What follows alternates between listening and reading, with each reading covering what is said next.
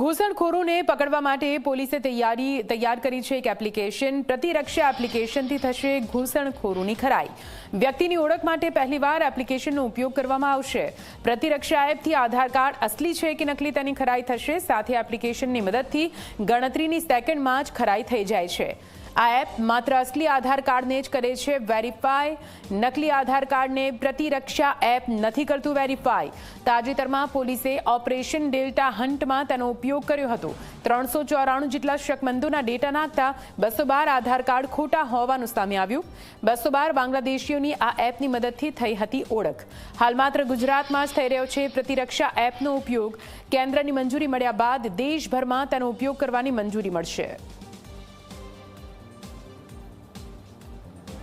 ભારતમાં જે ઘૂસણખોરી થઈ રહી છે અને ઘૂસણખોરો ભારતમાં ઘૂસી અને ત્યારબાદ જે છે એ ભારતીય દસ્તાવેજો બનાવી લેતા હોય છે, હવે એ નહીં બનાવી શકે। કારણ કે અમદાવાદ ક્રાઇમ બ્રાન્ચે કે એવી એપ્લિકેશન એવું સોફ્ટવેર જે છે એ ડેવલપ કર્યું છે અને બનાવ્યું છે જેનું નામ છે પ્રતિરક્ષા।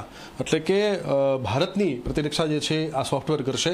ભલે દેખાવામાં નાનું લાગી રહ્યું હોય, પરંતુ એનું તાજેતરનું ઉદાહરણની જો વાત કરવામાં આવે તો તાજેતરમાં તે સરકાર તરફથી જે ડેટા હલ્ટ જે ઓપરેશન શરૂ કરવામાં આવ્યું હતું, ડેટા હન્ટની અંદર બાંગ્લાદેશીઓ ઝડપી પાડવામાં આવેલા હતા। તેમાં પોલીસે ગ્રાઉન્ડ ઉપર તો ખૂબ જ મહેનત કરી હતી, સાથે સાથે આ ટેકનોલોજીનો જે છે એ પણ ઉપયોગ કરવામાં આવેલો હતો। અને આ પ્રતિરક્ષક જે છે એ સોફ્ટવેર કઈ રીતે કામ કરે છે, એની ઉપયોગિતાઓ શું છે, કઈ રીતે કામ કરવામાં આવે છે, એના વિશે આપણે અહીંયા ક્રાઇમ બ્રાન્ચના પીઆઈ જે છે ઠાકર, એમની સાથે વાત કરીએ। સર, કઈ રીતે કામ કરે છે, છેલ્લા ઓપરેશનની અંદર આનો ઉપયોગ કઈ રીતે કરવામાં આવેલો?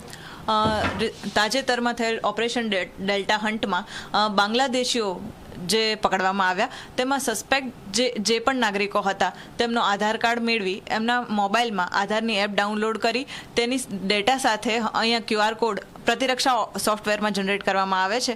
તે આધારે કંપની રજિસ્ટર થયેલી હોય છે, તે વ્યક્તિને વેરીફાઈ કરવા માટે ક્યુઆર કોડ તેમના ફોનમાં આધાર એપમાં જનરેટ કરાવી અને એ વેરીફાઈ કરતાં જો તેમના ફેશિયલ આઈડી મેચ થાય તો વેરીફાઈડ એવું અમારા સોફ્ટવેરના ડેશબોર્ડ પર મેસેજ આવે છે। જો તે વેરીફાઈ નથી થતું તો તે સાબિત થાય છે કે તે ફોર્જ ડોક્યુમેન્ટ છે અને તે અન્ય કોઈ દેશની અથવા તો બીજી કોઈ નાગરિકતા ધરાવે છે, પરંતુ ડુપ્લિકેટ ડેટા ઊભો કરી ભારતીય નાગરિક બનવાની કોશિશ કરી રહેલ છે। આ વખતના આ ઓપરેશનની અંદર જો વાત કરવામાં આવે, એની આંકડાકીય જો મેડમ વાત કરવામાં આવે તો શું આંકડાઓ સામે આવેલા છે અને કઈ રીતે ઉપયોગી થયું હતું કે આ બાંગ્લાદેશીઓ છે અને આ ભારતીય નથી? આ વખતના ઓપરેશન ડેલ્ટા હન્ટ છે તેની વાત કરવામાં આવે તો પ્રાયોગિક ધોરણે પ્રતિરક્ષા સોફ્ટવેર આપણે ઉપયોગમાં લાવેલ, જેમાં 394 જેટલા સસ્પેક્ટ નાગરિકોની ડિટેલ્સ નાખવામાં આવેલ। આપણને તેમાંથી આશરે 212 જેટલા બાંગ્લાદેશી નાગરિકો કે જે ભારતીય નાગરિકતા નથી ધરાવતા અને ખોટું આધાર કાર્ડ અથવા તો ફોર્જ ડોક્યુમેન્ટ બનાવી અને ભારતની નાગરિકતા હોવાનો ભ્રમ ઊભો કરે છે તેવા 212 નાગરિકો, જેમાં 49 જેટલા પુરુષો, 126 મહિલાઓ અને 37 જેટલા બાળકોને આઈડેન્ટિફાઈ કરી અને તેમને બાંગ્લાદેશી નાગરિક તરીકેની ઓળખ પ્રસ્થાપિત કરવામાં આ સોફ્ટવેર ખૂબ જ આપણને ઉપયોગમાં આવેલ છે। તો જોયું, આપણે સાંભળ્યું કે કઈ રીતે આ એક નાનું સોફ્ટવેર જે છે કેવડી મોટી કામગીરી જે છે અત્યારે કરી રહ્યું છે।